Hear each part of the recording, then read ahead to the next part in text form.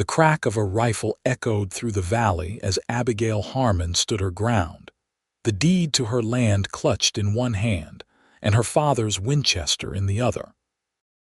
Blood bloomed across her shoulder, the crimson stain spreading rapidly down her sleeve as she staggered backward against the fence post of what remained of her family's ranch. The year was 1878, and in the Arizona Territory, a woman alone was considered easy prey, but they'd chosen the wrong woman to threaten. "This land ain't for sale," she shouted, her voice carrying across the dusty yard despite the burning pain in her shoulder. "Not yesterday, not today, not ever." The three men on horseback exchanged glances, the leader tipping his hat back with the barrel of his gun. "Miss Harmon, be reasonable. You're bleeding out on land that'll be Prescott Mining Company property before sundown. Nobody needs to die here." Abigail raised her rifle again with trembling hands, fighting the blackness creeping at the edges of her vision. "My pa died for this land. I reckon I'm willing to do the same." The leader sighed and raised his pistol again. "Have it your way, then." The second shot never came. Instead, another rifle crack split the air, and the leader's hat flew off his head. The men wheeled their horses around in confusion as a deep voice called out from the ridge. "I believe the lady made her position clear, gentlemen. I suggest you take your business elsewhere." Owen Parker sat tall in his saddle, his rifle still trained on the trio of claim jumpers as he guided his paint horse down the slope. The sun glinted off his dark blonde hair, and his face was partially hidden beneath the shadow of his wide-brimmed hat. But there was no mistaking the deadly intent in his eyes as he positioned himself between Abigail and the men threatening her. "Parker," the leader spat, "this ain't your fight." "It is now," Owen replied calmly, his fingers steady on the trigger. "Three armed men against one wounded woman. Those odds offend me." Abigail felt her knees buckle as the adrenaline began to fade, the pain becoming impossible to ignore. As she slumped toward the ground, she heard the rapid hoofbeats of retreating horses and felt strong arms catch her before everything went dark. When Abigail opened her eyes, she was lying on her own bed in the ranch house, her shoulder bandaged tight. The pain was still there, but duller now, and the room was bathed in the golden light of sunset. A movement caught her eye, and she turned her head to see Owen Parker sitting in her father's old chair by the window, cleaning his rifle with practiced hands. "How long have I been out?" she asked, her voice rough with thirst. Owen looked up, setting the rifle aside. "About 3 hours. Your lucky bullet went clean through. I got the bleeding stopped." He stood and poured water from a pitcher into a cup, bringing it to her bedside. "Here." She tried to sit up, wincing at the pain, and he carefully slipped an arm behind her shoulders to help. His touch was surprisingly gentle for a man with such calloused hands. "Thank you," Abigail said after drinking deeply. "But why are you here? I thought you worked for the Triple R." Owen settled back into the chair. "I quit last month. Been riding as a freelance scout for the Army." He paused, his blue eyes studying her. "Your pa was a good man, gave me work when nobody else would. When I heard Prescott was trying to force you off the land, I figured I owed him a debt." "You knew my father?" Abigail asked, surprised. She'd been away at school in Philadelphia for the past 4 years, returning only after receiving news of her father's death 6 weeks ago. "For a time," Owen nodded. "Helped him drive cattle up to Flagstaff 2 summers back." He stood and walked to the window, looking out at the darkening landscape. "Those men will be back, Miss Harmon. They work for Vernon Prescott, and he won't take kindly to being denied." Abigail's jaw tightened. "This land has been in my family for 15 years. We have the legal deed, signed and registered in Oro Blanco. They have no right." "Rights don't mean much out here when gold's involved," Owen replied, turning back to face her. Prescott's claiming there's a vein running right through your property, and he's got the territorial judge in his pocket." "Gold?" Abigail shook her head in confusion. "That's impossible. My father would have known." Owen's expression was grim. "Your father did know, that's why they killed him." The words hit Abigail like a physical blow. "What? No, it was a heart attack. That's what the doctor said." "The doctor works for Prescott too," Owen said quietly. "I was passing through when they brought your father in. He had bruises on his neck, Miss Harmon. It wasn't his heart that gave out." Tears welled in Abigail's eyes as the terrible truth settled over her. All these weeks, she'd been grieving a natural death while her father's murderers walked free, plotting to steal his land. "I'll kill them," she whispered, her voice shaking with rage. "Every last one." "You'll get yourself killed trying," Owen replied. He crossed the room and knelt beside her bed, his eyes level with hers. "But I can help you keep what's yours if you'll let me." Abigail studied his face, searching for any sign of deception. At 26, she'd learned to be wary of men offering help that inevitably came with unwanted advances. But there was something in Owen Parker's steady gaze that spoke of honest intentions. "Why would you risk your life for a stranger?" "Like I said, I owed your father," Owen answered. "And I've got no love for men who think they can take what isn't theirs, land or lives." After a long moment, Abigail nodded. "All right, Mr. Parker, what do you suggest we do?" "First, you need to rest and heal," he said, standing. "I'll keep watch tonight. Tomorrow we start preparing." "Preparing for what?" The corner of Owen's mouth turned up in a grim smile. "War, Miss Harmon, because that's what Prescott is bringing to your doorstep." True to his word, Owen kept watch through the night, moving between the house and the barn with his rifle always within reach.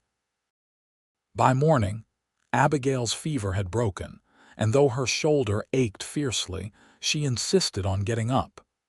"You should stay in bed another day," Owen advised as she shakily made her way to the kitchen table. "I've got a ranch to run," she replied stubbornly, tucking a strand of her chestnut hair behind her ear. "And apparently a war to prepare for." Over a simple breakfast of coffee and biscuits, Owen laid out what he knew. Vernon Prescott had been buying up land all around Oro Blanco for the past year, sometimes legally, sometimes through intimidation. 3 ranchers who'd refused to sell had suffered suspicious accidents. Now, only the Harmon Ranch stood between Prescott and complete control of the valley and its rumored gold deposits. "He's got about a dozen men working for him," Owen explained. "Mostly hired guns with no stake in the territory. They'll do whatever he pays them to do." Abigail frowned, cradling her coffee cup. "We can't face that many alone." "No," Owen agreed, "but we don't have to. Your father had friends in Oro Blanco, good people who aren't fond of Prescott's methods." "You think they'd stand with us?" "Some will," Owen said. "Others might if they knew the truth about what happened to your father." Abigail set down her cup, determination hardening her features. "Then let's make sure they know." For the next 3 days, they worked side by side preparing the ranch for defense. Owen repaired the fences and corrals while Abigail, her arm in a sling, inventoried supplies and ammunition.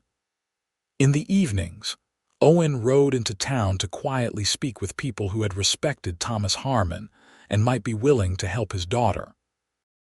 On the 4th day, Abigail insisted on accompanying him to Oro Blanco.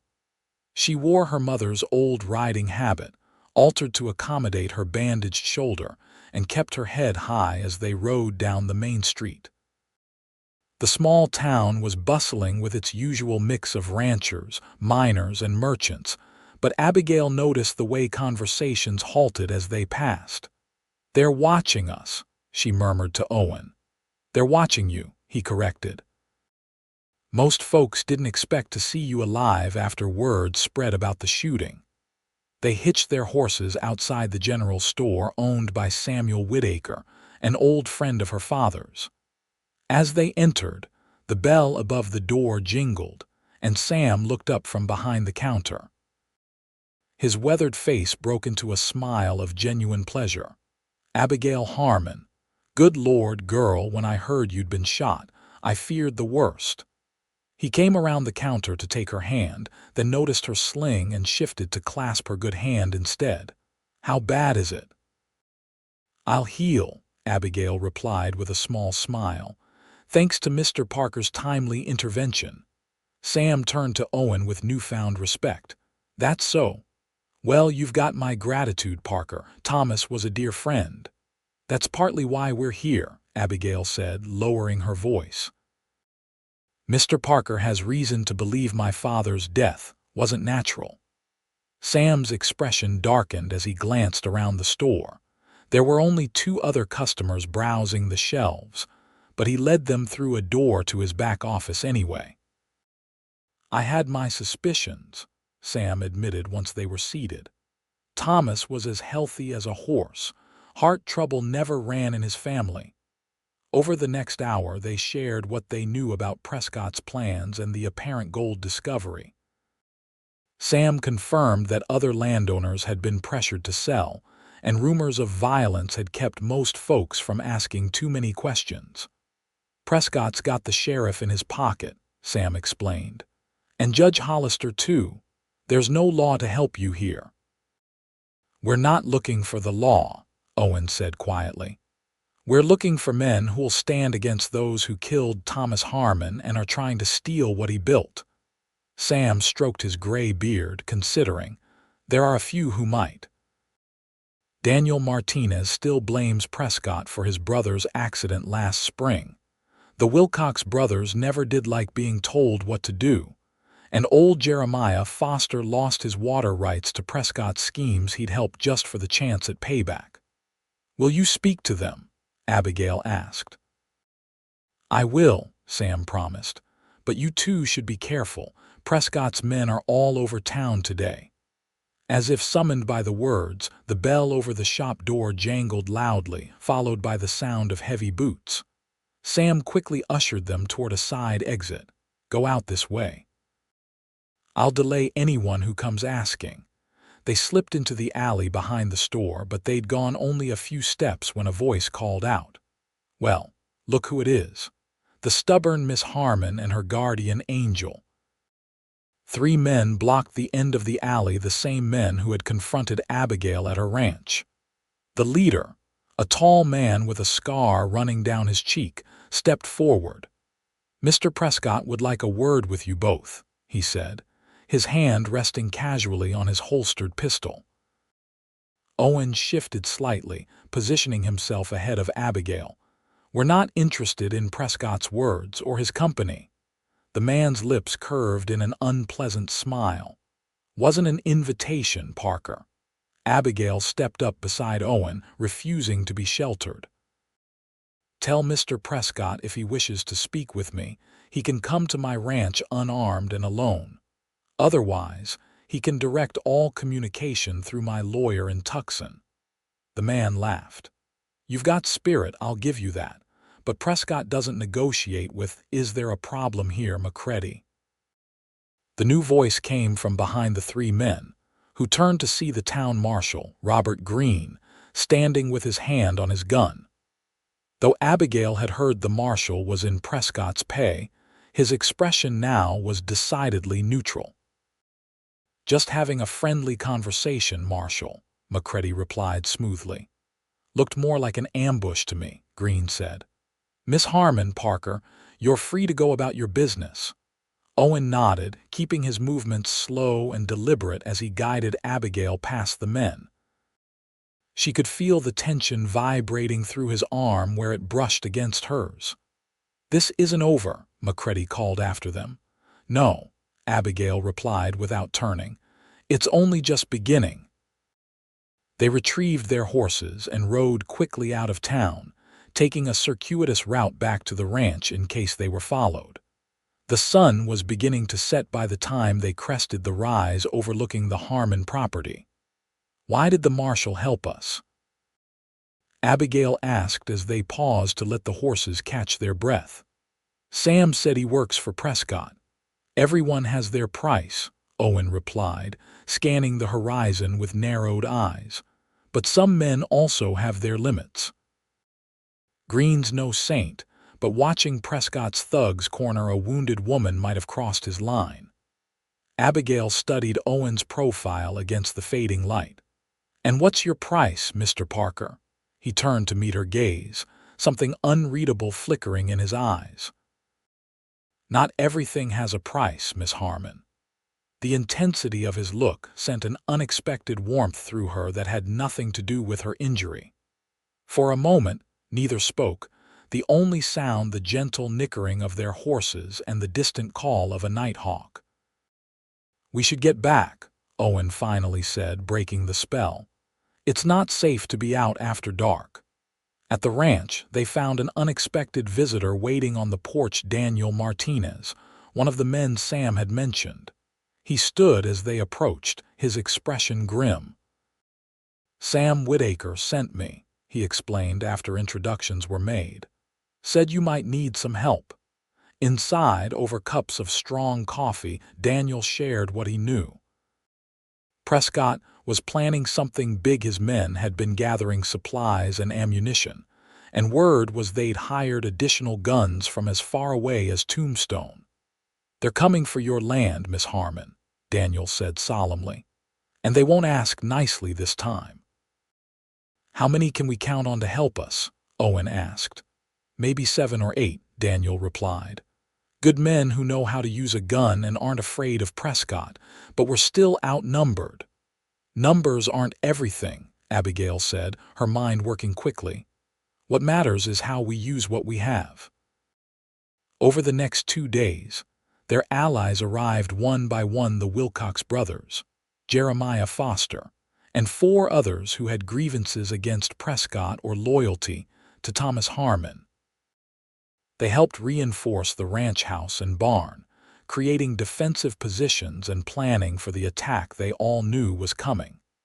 Abigail worked alongside them despite her injury, her determination earning the respect of even the most skeptical men. In quiet moments, she found herself watching Owen as he taught the others where to position themselves and how to maximize their firepower. There was a natural leadership about him that drew people in, a quiet confidence that inspired trust.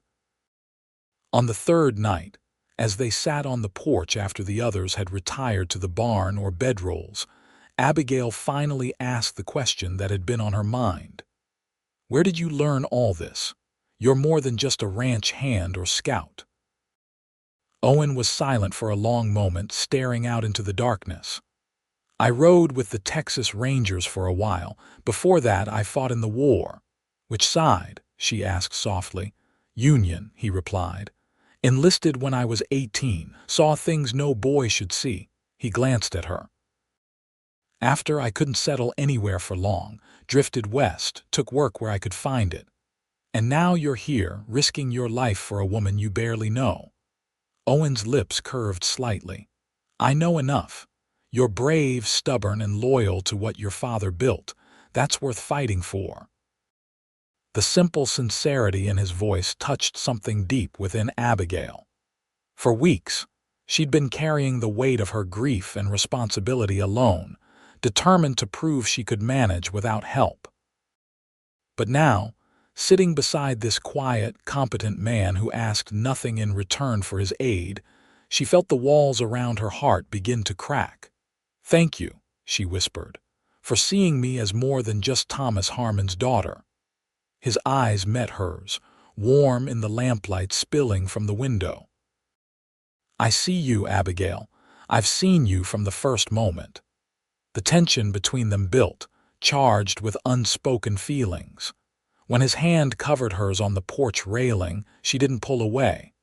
For a brief, perfect moment, the dangers awaiting them tomorrow faded into the background.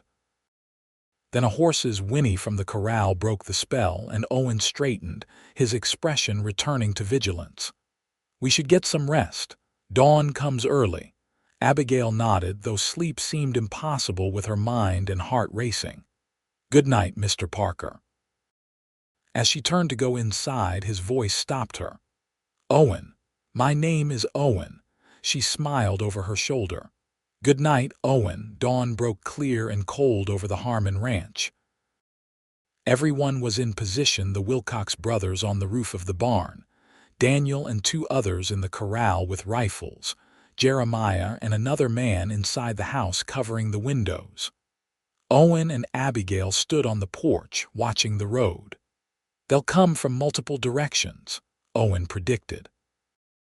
"Trying to surround us." "Let them try," Abigail replied, checking her father's Winchester one last time. Her shoulder still ached, but she could shoot if necessary. The attack, when it came, was heralded by a single rider approaching from the main road. Vernon Prescott himself, a portly man with an expensive suit and a well-groomed beard, rode forward with a white handkerchief tied to his riding crop. "Miss Harmon," he called, stopping at a safe distance. "I've come to make one final offer before things become unpleasant." Owen and Abigail exchanged glances before stepping off the porch together. They walked to within speaking distance, but kept their hands near their weapons. "Mr. Prescott," Abigail acknowledged coldly, "you've already made things unpleasant by trying to steal my land and sending your men to shoot me." Prescott's expression didn't change. "A regrettable misunderstanding. I assure you McCready acted without authorization in that regard." "Like your men acted without authorization when they murdered my father." Abigail's voice was steel. For the first time, Prescott looked uneasy. "That's a serious accusation, young woman, one you can't prove." "We don't need to prove it in a court," Owen said quietly. "The people who matter already know the truth." Prescott's gaze shifted to Owen, hatred flashing in his eyes. "Parker, I should have known you'd be involved, always sticking your nose where it doesn't belong.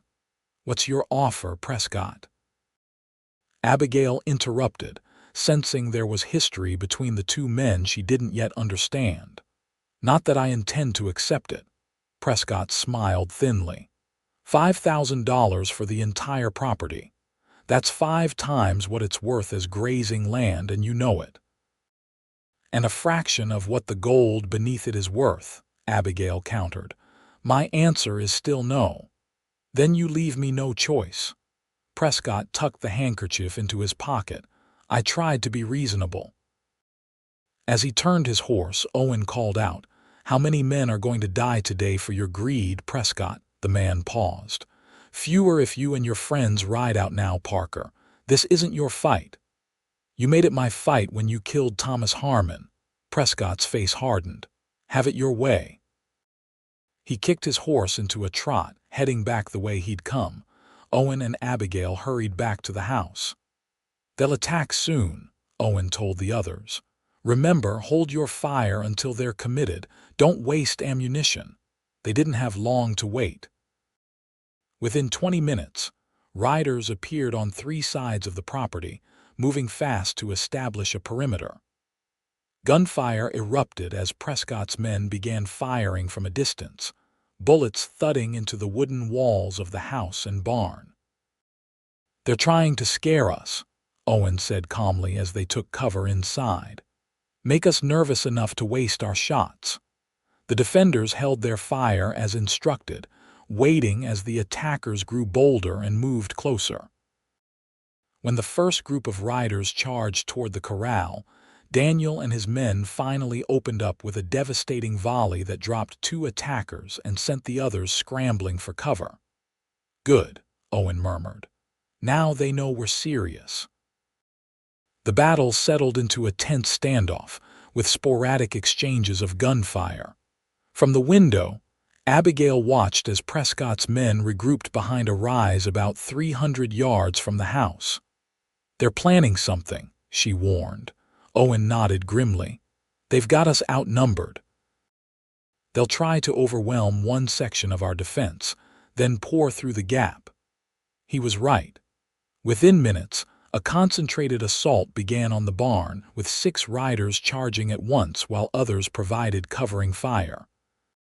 The Wilcox brothers on the roof were forced to duck down, unable to return fire effectively. "They'll break through there," Owen said, already moving toward the door.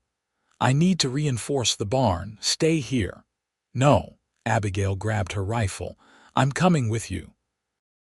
Before he could argue, she was out the door, crouching low as bullets whizzed overhead.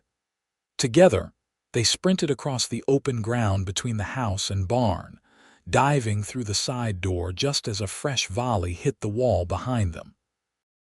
Inside, they found the younger Wilcox brother clutching a bloody arm while his older sibling fired through a window. "They're coming around back," the older Wilcox shouted. "Too many to hold off." Owen quickly assessed the situation. "We need to fall back to the house. It's more defensible."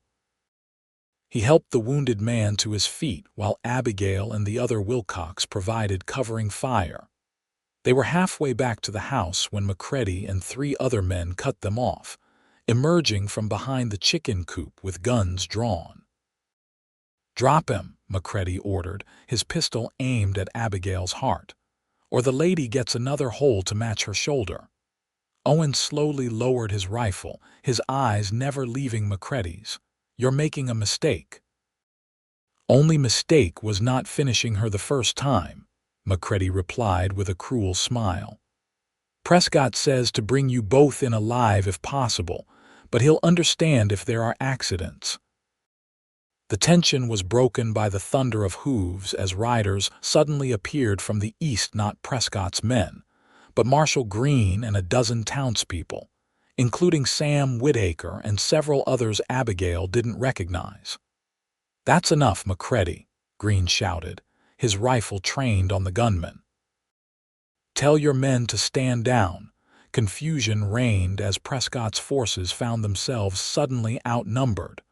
Some fled immediately, while others, including McCready, hesitated. "This isn't your business, Marshal," McCready growled. "Prescott won't forget this." "Neither will the federal marshal in Tucson," Green replied, "who's very interested in the report I sent about Prescott's activities. Now drop your weapons, or my men will open fire." The standoff stretched for several heartbeats before McCready finally lowered his gun, his men following suit. As they were disarmed and led away, Abigail turned to Green in astonishment. "I thought you worked for Prescott." The marshal's weathered face showed a hint of shame. "I did for a time. Took his money to look the other way on small matters." He glanced at Owen. "But Parker here reminded me of some things I'd rather forgotten, about duty and justice." Owen nodded slightly, some unspoken understanding passing between the men. "What about Prescott?" Abigail asked. "Already in custody," Sam Whitaker said, joining them. Federal marshal caught up with him trying to flee toward the border. "They found papers in his office connecting him to your father's death, Abigail, and other crimes." Relief flooded through her, followed quickly by exhaustion as the adrenaline began to fade. Her shoulder throbbed painfully and she swayed slightly on her feet. Owen was instantly at her side, his arm supporting her. "Let's get you inside," he said softly, his concern evident in his eyes. As the others began the work of securing prisoners and tending to the wounded, Owen helped Abigail back to the house. In the quiet of her father's study, he gently checked her bandages, his touch careful and respectful. "You fought well today," he said as he finished rewrapping her shoulder. "Your father would be proud." "We all did," Abigail replied, looking up at him. "But it was you who made the difference. You knew the marshal would help us." Owen sat back, his expression thoughtful. "Green and I served together briefly after the war. He was a good man once." I hoped he still had some of that goodness left in him. "You have a way of bringing out the best in people," Abigail said softly. "You did with me. When you first found me, I was ready to die on this land rather than lose it. Now I'm ready to live on it." His eyes met hers, warm with an emotion that made her heart race. "I'm glad to hear that. The West needs more people willing to live for what they believe in, not just die for it." "And what do you believe in, Owen Parker?"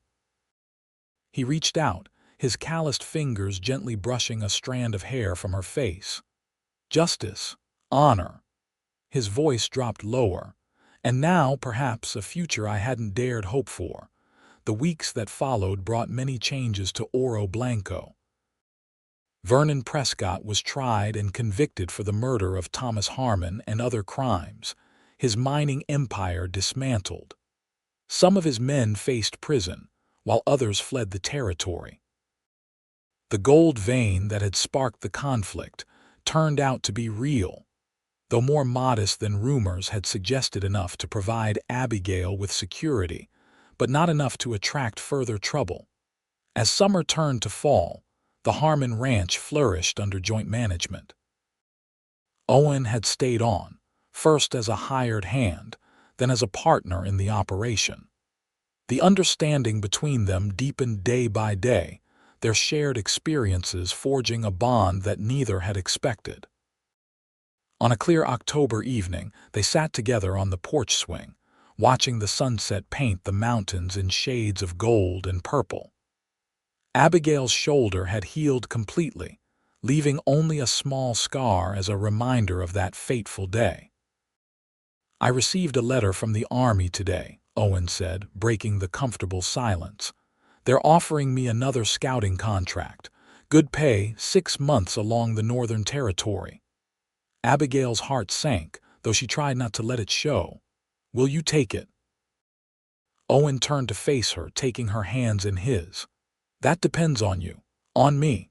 I've been a drifter most of my life, Abigail, never staying anywhere long enough to put down roots.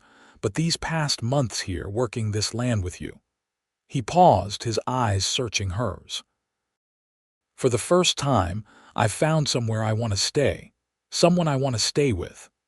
Abigail's breath caught as he reached into his pocket and pulled out a simple gold band. "I'm not a wealthy man," Owen continued. "All I can offer is my heart, my hands, and my promise to stand beside you through whatever comes. If that's enough, it's everything," Abigail interrupted, tears of joy welling in her eyes. "Yes, Owen. Yes." Their wedding took place 2 weeks later in the small church in Oro Blanco, with Sam Whitaker giving the bride away and Marshall Green serving as best man.